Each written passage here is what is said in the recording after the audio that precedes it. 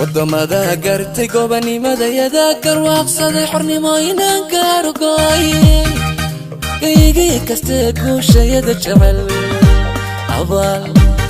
gunahban gaarugu haya abal gunahban abal gunahban gaarugu haya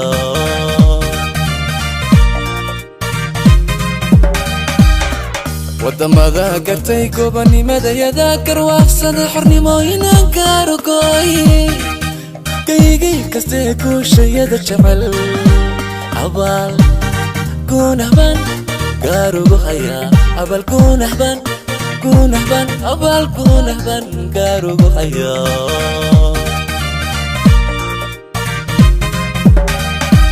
mid ku gaasiro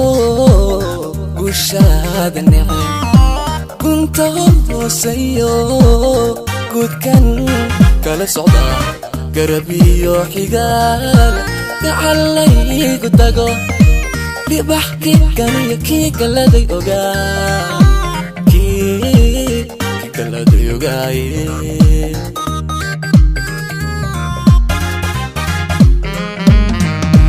mid ku gaasiro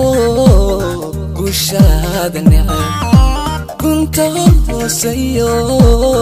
gudkan kala socda garabiyo xigaal gacalaygu tago libax kikaniyo kii galaday ogaa kii galaday ogaaye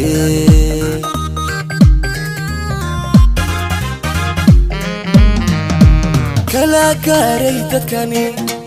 ka gargaarayo ninkii goynayo cadowno gabada gubay xaasidkii koohiya ilmada waxaad igaga goyn u galbaday kaniye cawri igaga guri cawri igaga guriye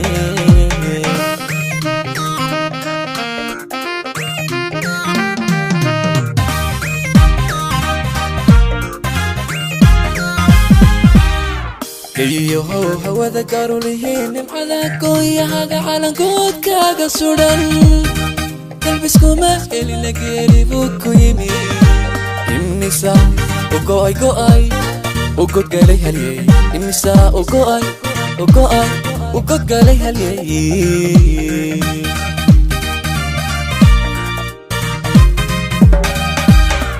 gayiyo hawada gaarulihiin nimcada gooyahaga calankoodkaaga sudan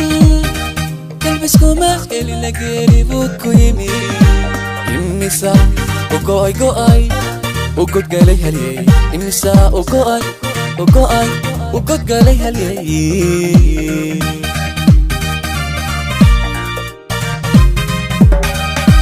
waqtigeesigiyo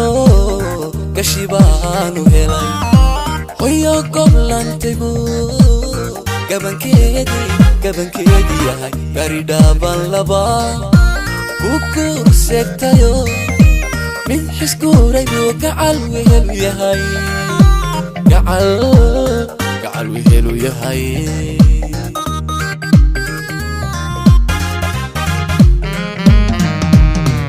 waqtigeesigiyo gashi baanu helay hoyo goblantaygu gabankeedii yahay garidhaaban laba ku kurseegtayo min xiskuuray buu gacal wehelu yahay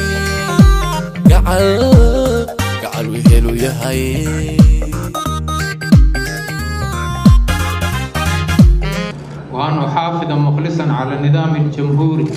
وأن أكون مخلصا على النظام الجمهوري وأن أحترم الدستور والقانون وأن أرعى مصالح الشعب وحرياته رعاية كاملة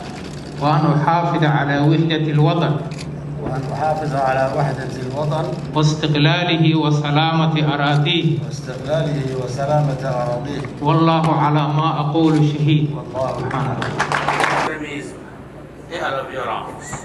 Nous opposerons notre tolérance, notre foi juste, notre identité profonde.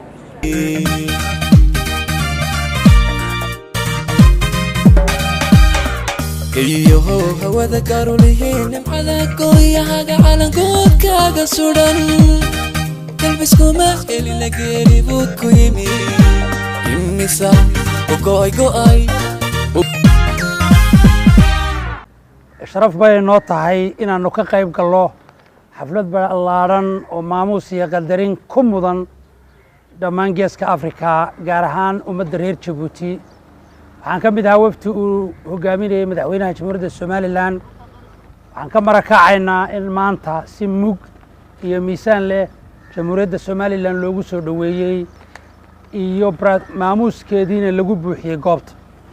iyagoo ay madaxweynayaashu ka qayb galay ahaayeen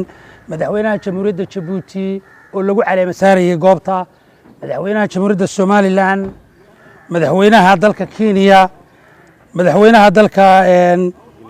Guinea Conakry madaxweyne ku-xigeenka dalka South Sudan Prime Ministerka Rwanda Prime Ministerka Soomaaliya iyo Prime Ministerka Ethiopia iyo ku-xigeenka Prime Ministerka Uganda waxaa ka soo qayb galay 8 wasiir arrimo dibadeed oo ka kala socda daafaha adduunka waxaa ka soo qayb galay African Chairka waxaa ka soo qayb galay IGAD waxaa ka soo qayb galay dhammaan organizationka ay ka mid yihiin EU-da iyo ka Africa iyo Islamic organizationska dhammaantood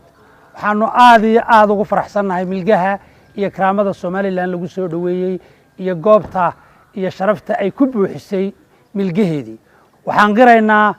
haddaanu nahay waftigii ka socday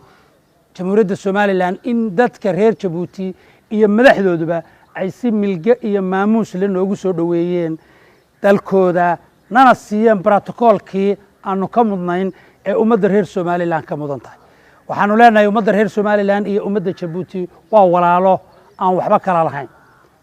meel kasta Djiboutina waa ku nool yihiin Hargeysa iyo lamidna way ku nool yihiin waa walaalo ninba marka uu doono dhanka uu rabo ka ganacsado kuna noolaado aad iyo aad baan leenahay Djibouti waxaanu u rajaynaynaa bashbash iyo barwaaqo baraare waxaanu u rajaynaynaa hogaamiyahoodii cuslaa oo aan isleeyahay waqti adag buu ka soo saaray ayaa maanta dib loogu celiyay